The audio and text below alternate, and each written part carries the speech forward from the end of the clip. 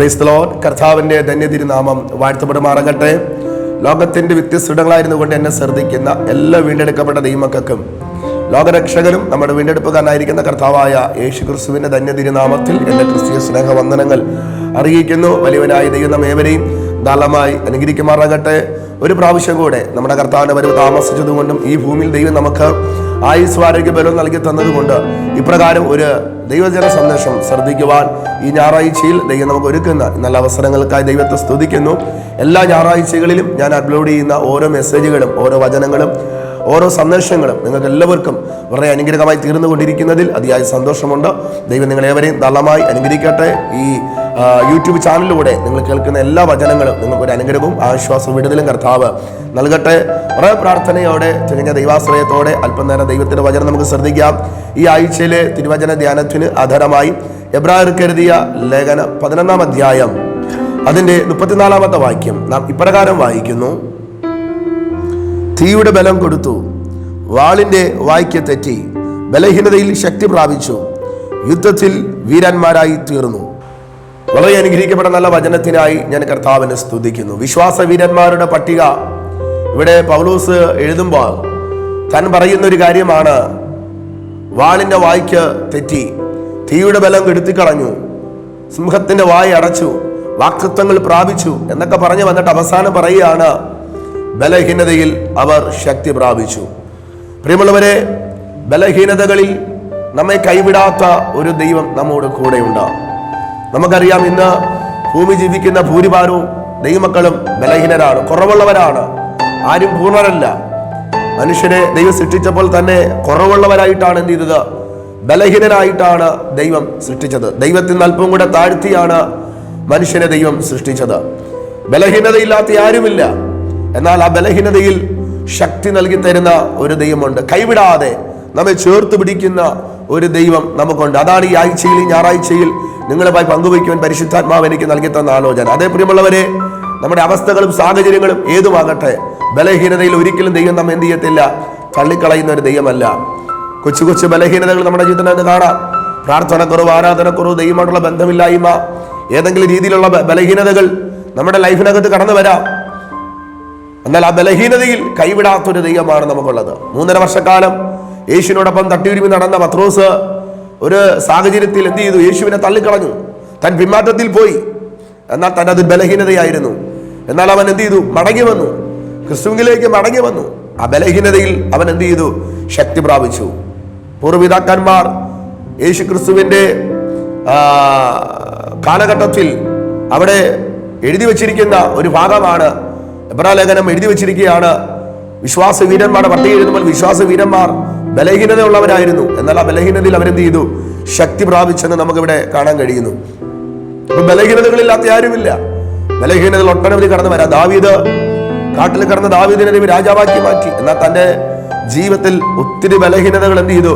കടന്നു വന്നു. നമുക്ക് വിശുദ്ധ തിരുവെഴുത്ത് പഠിക്കുമ്പോൾ നമുക്കറിയാം, ബലഹീനതകളിലൂടെ കടന്നുപോയ അനേകരെ നമുക്ക് കാണുവാൻ കഴിയും.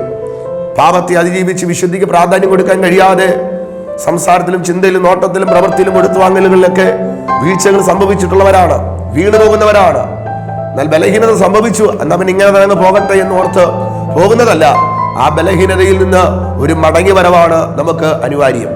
അതേ പ്രിയമുള്ളവരെ, ബലഹീനതയിൽ നമ്മെ ഉപേക്ഷിച്ചിട്ട് പോകുന്നൊരു ദൈവമല്ല, കൈവിടുന്നൊരു ദൈവമല്ല. ബലഹീനതകളിൽ കൈവിടാതെ നമ്മെ ചേർത്ത് പിടിക്കുന്ന ഒരു ദൈവമുണ്ട്. പൗലോസ് താൻ ദൈവത്തോട് പറയുന്നൊരു കാര്യമാണ്. 7 പ്രാവശ്യം ദൈവത്തോട് താൻ പറഞ്ഞു തന്നെ മേലുള്ള ശൂലം, കഷ്ടത നീങ്ങിപ്പോകുവാൻ. താൻ ഒടുവിൽ പ്രാർത്ഥിക്കുകയാണ്: എങ്കിലും നിന്റെ കൃപ എനിക്ക് മതി. കാരണം ദൈവത്തിന്റെ ശക്തി ബലഹീനതകളിൽ എന്ത് ചെയ്യുന്നു? തികഞ്ഞു വരുന്നു. 2 കൊരിന്ത്യർ ലേഖനം പഠിക്കുമ്പോൾ 12-ാം അധ്യായം അതിന്റെ 9-ാമത്തെ വാക്യം പഠിക്കുമ്പോൾ നാം ഇങ്ങനെ വായിക്കുന്നു: അവൻ എന്നോട്, എന്റെ കൃപ നിനക്ക് മതി, എന്റെ ശക്തി ബലഹീനതയിൽ തികഞ്ഞു വരുന്നു എന്ന് പറഞ്ഞ്, ആകയാൽ ക്രിസ്തുവിന്റെ ശക്തി എൻ്റെ മേൽ ആവസിക്കേണ്ടതിന് ഞാൻ അതിസന്തോഷത്തോടെ എൻ്റെ ബലഹീനതകളിൽ പ്രശംസിക്കും. ഇവിടെ പൗലോസ് പറയുകയാണ്, എൻ്റെ ബലഹീനതകളിൽ ഞാൻ സന്തോഷത്തോടെ പ്രശംസിക്കും. കാരണം ബലഹീനതയിൽ എന്നെ ശക്തീകരിക്കുന്ന ഒരു ദൈവമുണ്ട്. താൻ ദൈവത്തോട് പ്രാർത്ഥിക്കുക, തന്നെ മേൽ ജഡത്തിൽ കിടക്കുന്ന ശൂലം നീങ്ങിപ്പോകേണ്ടതിന്. എന്നിട്ട് താൻ പ്രാർത്ഥിക്കുകയാണ്, അത് പോകാത്തത് കൊണ്ട് നിന്റെ കൃപ എനിക്ക് മതി. ഈ ബലഹീനതയിൽ കർത്താവേ, അങ്ങയുടെ ശക്തി എന്ത് ചെയ്യുന്നു? തികഞ്ഞു വരുന്നു. നമുക്ക് വേണ്ടി ബലഹീനനായി നമ്മുടെ കർത്താവ് ക്രൂശ് ചുമന്നുകൊണ്ട് കാൽവറിയിൽ കടന്നുപോയി നമുക്കറിയാം. എന്തിനു വേണ്ടി? നമ്മുടെ ബലഹീനതകളെ പൂർണ്ണമായി മാറ്റുവാൻ. അപ്പൊ നമ്മുടെ ബലഹീനതകളെ അറിയുന്ന ഒരു ദൈവം നമുക്കുണ്ട്. നമ്മുടെ സാഹചര്യം ഏതുമാകട്ടെ, നമ്മുടെ അവസ്ഥകൾ ഏതുമാകട്ടെ, എന്നാൽ ബലഹീനതകളിൽ കൈവിടാത്ത ദൈവം. അതാണ് പൗലോസ് തന്റെ അനുഭവത്തിൽ നിന്നുകൊണ്ട് കൈമാറുന്നത്.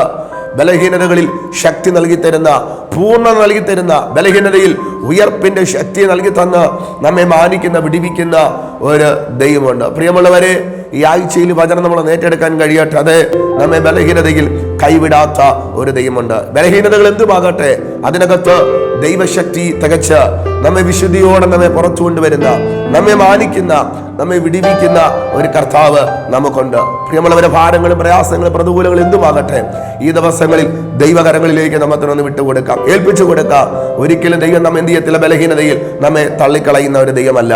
നമ്മുടെ കുറവുകൾ, നമ്മുടെ ബലഹീനതകൾ സംസാരത്തിൽ, ചിന്തയിൽ, നോട്ടത്തിൽ, പ്രവൃത്തിയിൽ, ജീവിതത്തിൽ വരുന്ന, നോട്ടത്തിൽ, കേൾവിയിൽ, ഹൃദയ നിരൂപണങ്ങളിൽ, സംസാരങ്ങളിൽ, ജീവിതത്തിൽ വരുന്ന എല്ലാ ബലഹീനതകളും കർത്താവിന്റെ സന്നിധിയിൽ എന്ത് ചെയ്യട്ടെ, ഒന്ന് ഏൽപ്പിച്ചു കൊടുക്കട്ടെ. ആ ബലഹീനതകളെ, ആ കുറവുകളെ പരിഗണിച്ച് നമ്മെ കൈവിടാതെ നമ്മെ അതിൽ നിന്ന് വിടു നൽകി തരുന്ന ഒരു ദൈവം നമുക്കുണ്ട്. അതെ, വാളിന്റെ വായ്ക്ക് തെറ്റി തീയുടെ ബലം കെടുത്തി ബലഹീനതയിൽ ആദ്യ നൂറ്റാണ്ടിലെ അപ്പോസ്തലന്മാർ ശക്തി പ്രാപിച്ചതുപോലെ ഈ ദിവസങ്ങളിൽ ബലഹീനത കൈവിടാത്ത ദൈവത്തിൽ ആശ്രയിച്ചുകൊണ്ട് നമുക്ക് മുന്നേറാൻ ഈ നാളുകളിൽ കഴിയട്ടെ.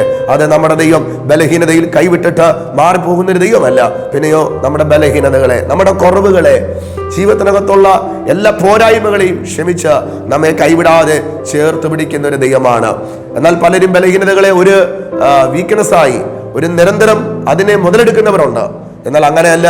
നമ്മുടെ ബലഹീനതകളെ നമ്മൾ എന്ത് ചെയ്യണം? ചിലപ്പോൾ പെട്ടെന്നുണ്ടാകുന്ന കോപങ്ങൾ, പെട്ടെന്ന് എടുത്തിയാടി സംസാരിക്കുന്ന കാര്യങ്ങൾ, ജീവിതത്തിൽ വരുന്ന ഇതൊക്കെ കുറവുകൾ തന്നെയാണ്, ബലഹീനതകളാണ്. ഇതെല്ലാം നമ്മൾ ഏറ്റുപറഞ്ഞ് മടങ്ങി വരുമ്പോൾ ദൈവം നമ്മളെ ഒരിക്കലും കൈവിടുകയില്ല. അത് ബലഹീനതയിൽ നമ്മെ കൈവിടാതെ നമ്മെ ചേർത്ത് പിടിക്കുന്ന, സ്നേഹിക്കുന്ന ഒരു ദൈവമുണ്ട്. ആ ദൈവത്തിൽ ആശ്രയിച്ച് പ്രത്യാശയോടെ നമുക്ക് ഈ നാളുകളിൽ നമുക്ക് മുന്നേറാം. അതെ, നമ്മെ കൈവിടാത്ത ഒരു ദൈവം. എവിടെയാണ് കൈവിടാത്തത്?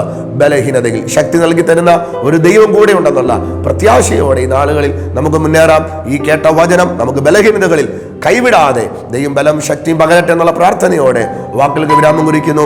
ഈ കേട്ട വചനം എല്ലാവർക്കും ഒരു അനുഗ്രഹത്തിന് കാരണമാകട്ടെ. ആമേൻ.